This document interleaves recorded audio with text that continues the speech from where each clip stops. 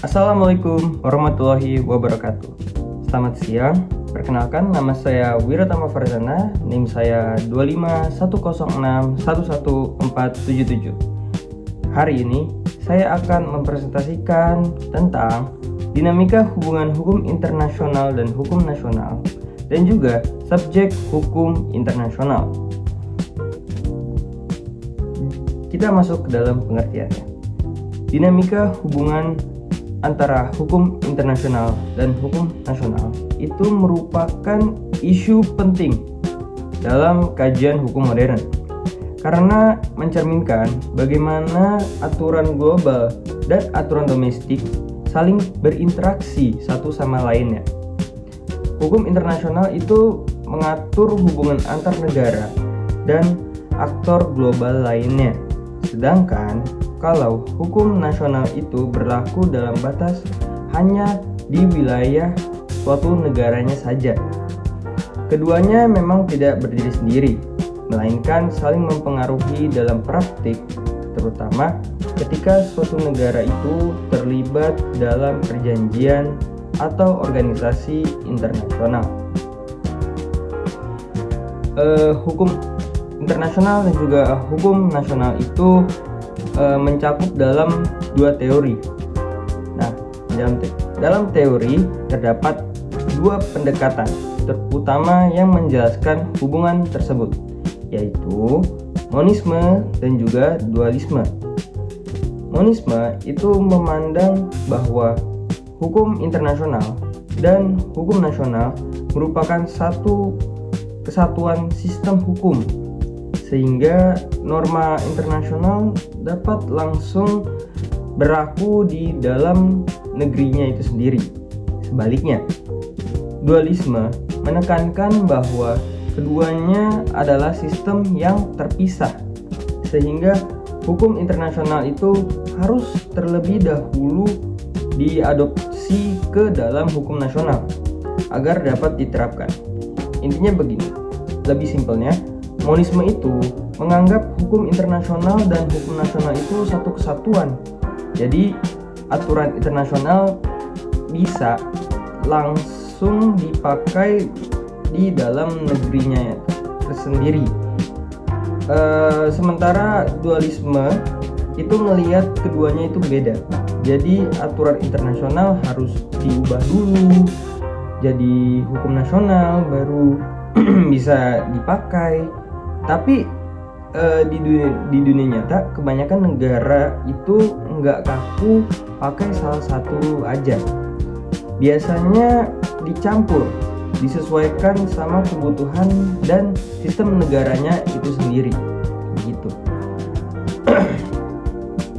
Lalu dalam sini, di sini dijelaskan dalam praktiknya banyak negara mengadopsi pendekatan campuran antara monisme dan juga dualisme, seperti tadi yang saya jelaskan.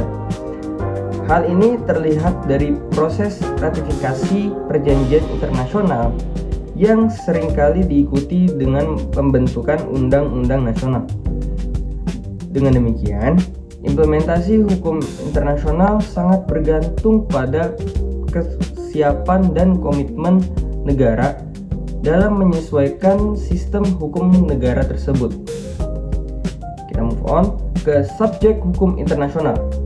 Subjek hukum internasional juga mengalami perkembangan yang signifikan.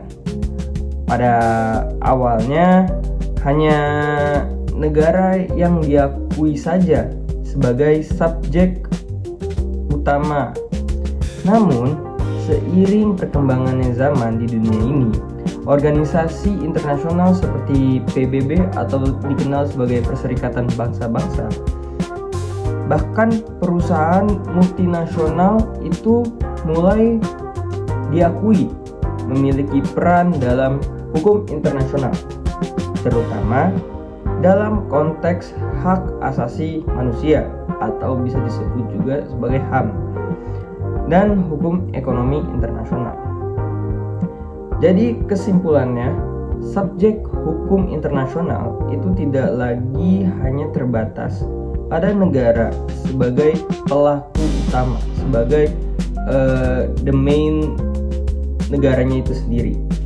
seiring perkembangan zaman dan meningkatnya hubungan global, subjek hukum internasional itu menjadi lebih luas dari sebelumnya dan beragam. Selain negara, organisasi internasional itu seperti PBB, Perserikatan Bangsa-Bangsa, serta dalam kondisi tertentu, perusahaan multinasional juga dapat diakui memiliki hak dan kewajiban dalam hukum internasional tersebut.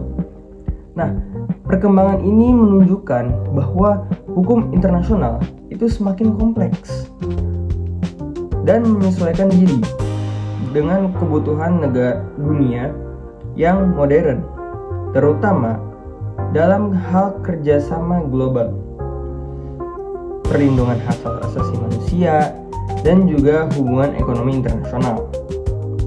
Dengan demikian, hukum internasional itu tidak hanya mengatur hubungan antar negara, melainkan juga mengakomodasi berbagai pihak yang terlibat dalam dinamika global itu sendiri. Kita lanjut ke contoh kasus yang lagi berada. Contoh kasus yang relevan itu dapat dilihat ketika suatu negara telah meratifikasi konvensi internasional tentang perlindungan lingkungan, tetapi masih mengizinkan aktivitas industri yang merusak lingkungannya di dalam negara itu sendiri. Seperti bisa dilihat pada gambar, itu sebuah industri yang merusak lingkungan di negaranya itu sendiri. Namun itu dia mementingkan suatu kerjasama antar bidang negara lainnya. Hal ini menunjukkan bahwa adanya ketidaksesuaian antara kewajiban internasional dan juga pelaksanaan hukum nasional. Nah, konflik seperti ini itu sering terjadi dan sering menjadi sorotan para publik, komunitas internasional, dan dapat mempengaruhi reputasi di negara tersebut. Jadi banyak negara yang seperti dikatakan tadi, banyak negara yang melibatkan kerjasama antar negara, tetapi tidak mementingkan masyarakat di dalam negara itu sendiri. Melainkan seperti mereka hanya memikirkan bahwa ini untuk kepentingan negara, hanya untuk memajukan ekonomi suatu negara dengan negara lain, kenapa tidak gitu, dengan mengorbankan lingkungan di negaranya itu sendiri. Lanjut, kita ada contoh keduanya. Nah, yaitu contoh kasus pelanggaran hak asasi manusia. Ini juga sering menjadi contoh kisah yang nyata sepertinya. Ketika individu mengalami pelanggaran hak asasi manusia di dalam suatu negara, mereka itu dapat membawa kasus tersebut ke forum internasional seperti pengadilan atau Komite Hak Asasi Manusia Internasional. Ini menunjukkan bahwa individu kini telah menjadi subjek hukum internasional yang memiliki kedudukan penting dalam menuntut keadilan di tingkat global. Seperti saya katakan tadi, untuk contoh kasus yang pertama, bahwa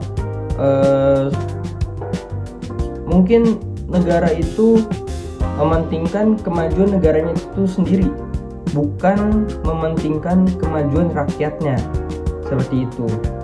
Dengan menjalin kerjasama antar negara lain atau kerjasama internasional, tetapi mengorbankan apa yang ada di lingkungan negara itu sendiri.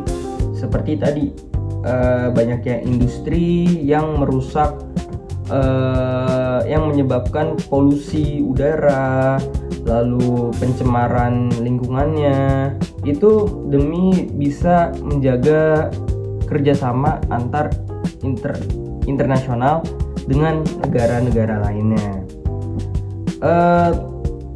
Kita lanjut ke tanggapan saya. Menurut saya ini dinamika antara hukum internasional dan hukum nasional tuh mencerminkan sebuah tantangan besar dalam menjaga keseimbangan antar kedaulatan negara dan juga tanggung jawab global. Negara tidak bisa lagi bertindak secara sepihak tanpa mempertimbangkan norma internasional. Oleh karena itu diperlukanlahnya harmonisasi hukum yang lebih baik, komitmen yang konsisten, serta kesadaran bahwa kepatuhan itu terhadap hukum internasional itu bukan hanya kewajiban saja, tetapi juga kebutuhan untuk menciptakan tatanan negara yang lebih adil dan berkelanjutan. Intinya simpel sih sebenarnya. Negara itu gak bisa cuma mikirin aturannya itu di dalam negaranya itu sendiri, tetapi juga harus menghormati aturan internasional yang sudah disepakati. Tapi juga sebaliknya, walaupun dia mengikuti aturan internasional yang sudah disepakati, tetapi juga dia harus melihat bagaimana kondisi masyarakatnya di negara itu sendiri. Nah, jadi harus ada keseimbangan antara kepentingan negara dan tanggung jawab ke dunia, ke global. Selain itu, menurut saya tuh aturan dalam negeri itu juga harus disesuaikan juga ya,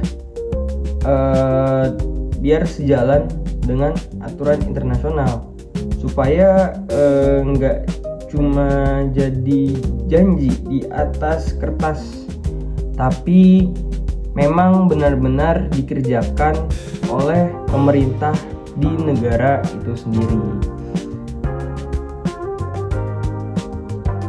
Terima kasih sudah mendengarkan presentasi mengenai dinamika hubungan internasional, dinamika hubungan hukum internasional dan hukum nasional dan juga subjek hukum nasional.